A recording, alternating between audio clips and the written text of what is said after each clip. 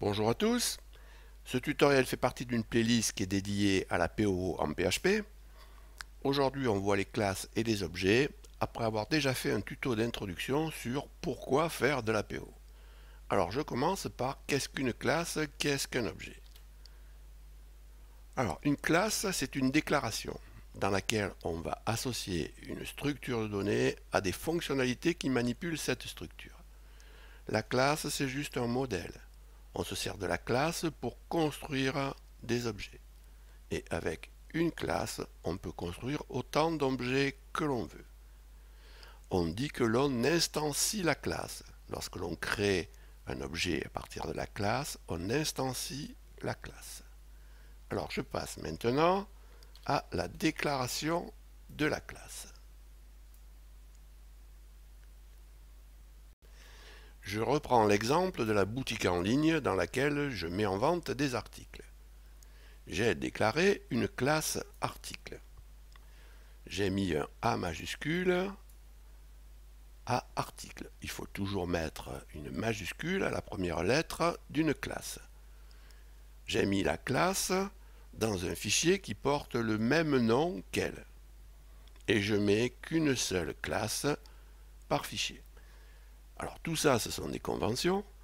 L'interpréteur PHP ne connaît rien à ces conventions. Il n'est même pas case sensitive sur le nom de la classe. Si vous mettez un A minuscule ici, il ne s'en rend pas compte. Donc là, si vous faites une bêtise, vous ne serez pas rattrapé par la patrouille, si j'ose dire. Alors dans la classe article, j'ai déclaré une liste de variables qui correspond aux caractéristiques de chaque article. Il y aura donc le nom, la référence, le prix hors taxe. Ces variables, on les appelle des propriétés. Ce sont ces variables qui constituent la structure de données dont j'ai parlé jusqu'à présent. Alors ces propriétés, elles doivent être déclarées avec ce qu'on appelle un modificateur de visibilité. Si on met le mot réservé public, elles sont visibles depuis l'extérieur, c'est-à-dire qu'on peut y accéder. Si on met le mot réservé private, là il n'y en a pas, eh bien les propriétés sont cachées et on ne les voit que dans la classe. Donc on peut y accéder mais qu'à l'intérieur. Maintenant je déclare les fonctionnalités dont j'ai besoin pour manipuler cette structure. Donc ici je n'ai pas mis grand chose, je n'ai mis que calculer prix TTC. Donc dans une classe, quand on déclare une fonctionnalité de ce type, elle s'appelle une méthode. Alors, une précision en ce qui concerne les modificateurs de visibilité. Pour les propriétés ici, si vous ne le mettez pas, il n'est pas content. Donc, c'est l'analyseur syntaxique de VS Code là qui me le dit, c'est pas le compilateur PHP. Mais il fera pareil. Hein. Par contre, pour une méthode, si vous ne le mettez pas, eh bien, il ne dit rien. Donc, pour les propriétés, on est obligé de le mettre, hein, et pour les méthodes, on ne l'est pas. Bon, moi, je ne sais pas pourquoi ils font ça, je trouve ça un peu bizarre, hein, pour tout dire, et je préfère le mettre systématiquement, il vaut mieux prendre cette habitude-là. Alors après, il y a une autre chose qu'il faut remarquer, c'est qu'ici, il n'y a pas de valeur là pour les données. D'accord ? Pour ces variables ne sont pas affectées. Ça veut dire qu'il n'y a pas de données allouées en mémoire. Alors, au début, il faut voir ça comme ça. Dans les classes, il n'y a pas de données, et dans les objets, il y a les données. Ensuite, on pourra mettre des données dans les classes, mais pour le moment, il vaut mieux retenir ça, les données dans les objets et la structure de données dans les classes.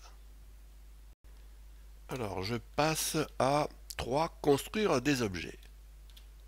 Alors maintenant, je veux vendre un sac à dos et des skis de rando. J'ai besoin de vrais articles. Ce que je vais faire, c'est que je vais me servir de la classe comme modèle pour construire mes vrais articles. Alors, hop, je construis un premier article, $article. Pour ça, je fais un new article, un new sur la classe. J'instancie la classe et je passe à la classe article les caractéristiques d'un objet. Lui, je lui dis, tu es un sac à dos, tu as cette référence, tu vaux 20 €. Ensuite, je construis un deuxième objet. Pour ça, je fais à nouveau un new article. À lui, je lui dis, tu es ski de rando, tu as cette référence, tu vaux ce prix. Donc vous voyez qu'à chaque fois, je veux construire un article, je fais un new de la classe article. Alors ces données-là, de chaque objet, là, elles sont un argument du new article. Il va falloir les affecter quelque part à un $nom, à un $référence. Étant donné qu'on a plusieurs objets, là, cette affectation ne va pas se faire ici. D'accord ? Ce dont on a besoin, c'est que pour chaque objet, on ait un jeu de variables. Donc PHP va être obligé d'allouer de la mémoire pour stocker un jeu de variables pour chaque objet. Donc je symbolise ça avec ce schéma là, $ égale ça, c'est pas tout à fait juste, mais c'est l'idée. Donc je reviens au code. Donc comment je vais faire pour passer les données que je reçois du new article vers leur zone de stockage? Donc PHP là, il est là pour m'aider. Donc lorsque je fais le new article, PHP appelle une fonction constructeur. Cette fonction s'appelle une fonction constructeur car elle construit l'objet. En PHP, le nom de cette fonction c'est underscore construct. Alors PHP appelle le constructeur, ok, mais il ne sait pas ce que moi je vais en faire. Du coup, c'est moi qui vais le coder, le constructeur. Alors, je vais sortir le code de mon chapeau. Voilà le constructeur. Il est déjà codé. Alors, j'ai besoin que PHP passe au constructeur ce que j'ai mis dans le new. Dans le new, là, je mets des données et je veux que PHP les passe au constructeur. Alors, ça tombe bien, c'est ce qu'il fait. Évidemment. Et je vais me servir donc de ces valeurs pour aller affecter un $this flèche nom et un $this flèche référence et ainsi de suite autant qu'il y a de propriétés. Donc là, il y a un $this et on n'y comprend plus rien, hein, d'où il sort ce this. Donc on va passer à la suite, à savoir en 4 d'où sort ce this. Alors je vais aller chercher mon schéma, il est là. Alors pour créer un objet, on fait un new article, d'accord, un new article qui déclenche un appel à underscore construct, avec le passage des arguments qui sont dans le new article au construct, d'accord, donc ça c'est PHP qui le fait, ok. Ensuite, PHP doit allouer de la mémoire pour y ranger les variables et les valeurs de chaque objet, d'accord. Si on crée un autre objet, il faut que PHP alloue à nouveau de la mémoire dynamique à un emplacement différent pour stocker le nouveau jeu de données. Donc, this, en fait, il pointe vers l'objet. En fait, on dit que $this désigne l'instance. Et finalement, le $this, il est retourné d'abord par le constructeur et ensuite par le new article. Donc, le new article retourne l'adresse de l'objet qu'il vient de créer. Donc, dans $article 1 et dans $article 2, vous aurez les adresses des objets, article 1, article 2. Ça veut dire, il faut bien comprendre ce que ça veut dire. Ça veut dire que si vous passez ces variables à une fonction, vous pourrez modifier l'objet dans la fonction et ensuite à la fin de l'appel de la fonction, vous garderez cette modification. Alors je reviens au code. Pour avancer un peu, j'ai rajouté, alors j'ai enlevé les commentaires et j'ai rajouté ces deux échos là. L'écho de $article 1 avec la flèche, je descends sur la propriété nom et je fais pareil pour l'article 2. J'ai lancé ici le serveur interne à PHP et ensuite j'ai fait une exécution là de la classe en fait, ce qu'on fait jamais, hein, mais bon, c'est pas très catholique, mais c'est juste pour montrer l'exécution en fait. Alors les méthodes dans tout ça. Alors là j'ai terminé le codage de la méthode. Je lui ai fait retourner un flottant, ça vous l'aviez pas, et j'ai rajouté cette instruction là. Alors les méthodes sont partagées par tous les objets de la même classe. S'il y a 1000 objets articles, vous doutez bien que PHP ne va pas implanter 1000 fois calculer prix TTC en mémoire. Donc par conséquent, si on modifie une méthode, eh bien tous les objets voient la modification. Donc là, j'ai rajouté ensuite un appel à calculer prix TTC et je vais exécuter ça. C'est pas ici. Je vais voir un peu ça. C'est là. OK. Et voilà, donc il affiche le prix TTC du sac à dos.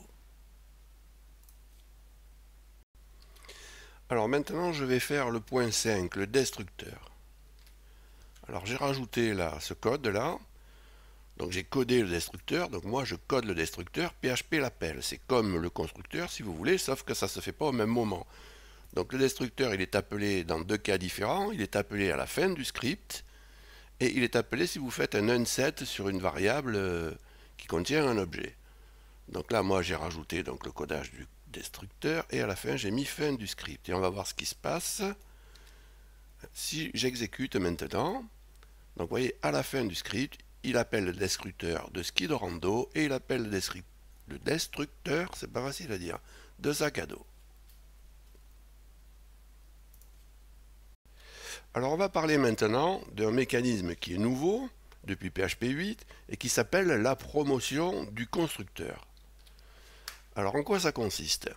On a constaté que dans le constructeur, à chaque fois, on faisait cette séquence de code qui consiste à affecter l'argument ici à la propriété. Donc, puisque ça figure à chaque fois, on va l'automatiser. Alors, ce que PHP propose, c'est que s'il y a le modificateur de propriété, donc on met le type derrière, donc si ces informations sont présentes, si, je vais le faire à chaque fois,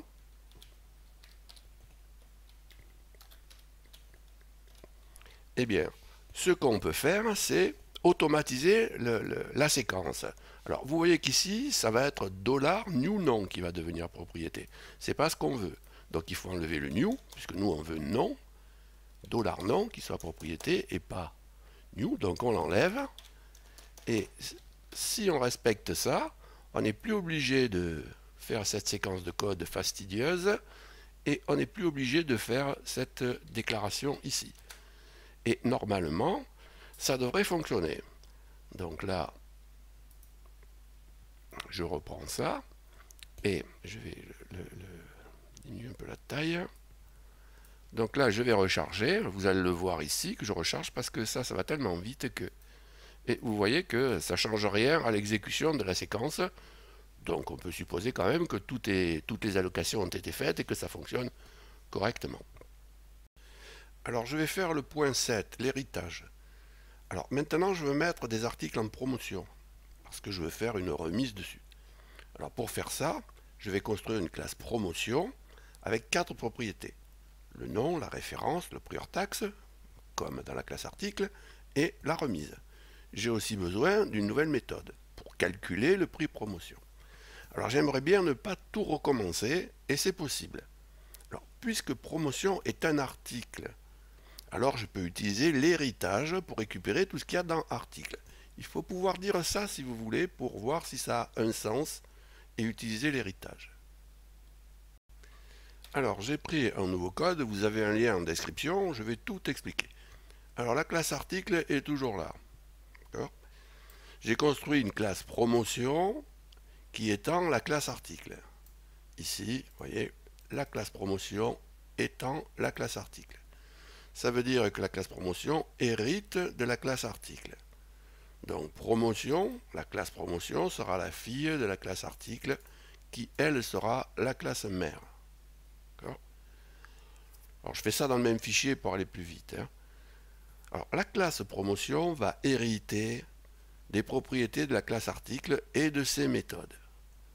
De toutes ces méthodes, y compris les méthodes magiques, c'est-à-dire le constructeur ici.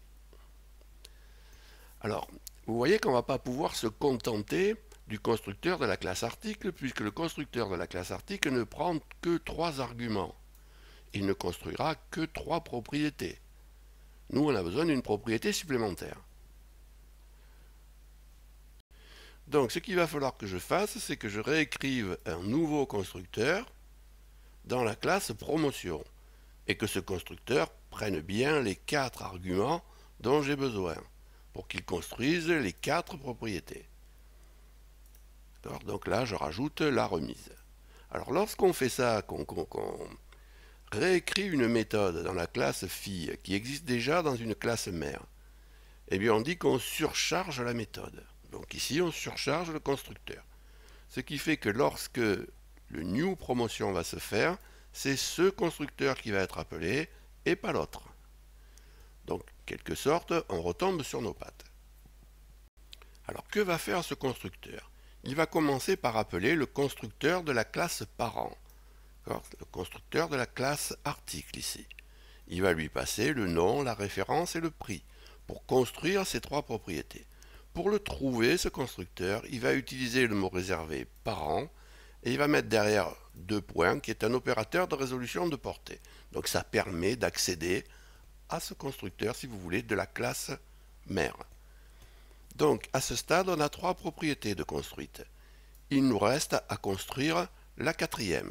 Donc ça, c'est ce que l'on fait ici de manière classique. Alors, remise, la propriété remise, je l'ai déclarée ici. Et j'ai déclaré aussi et codé la méthode calculer prix promotion.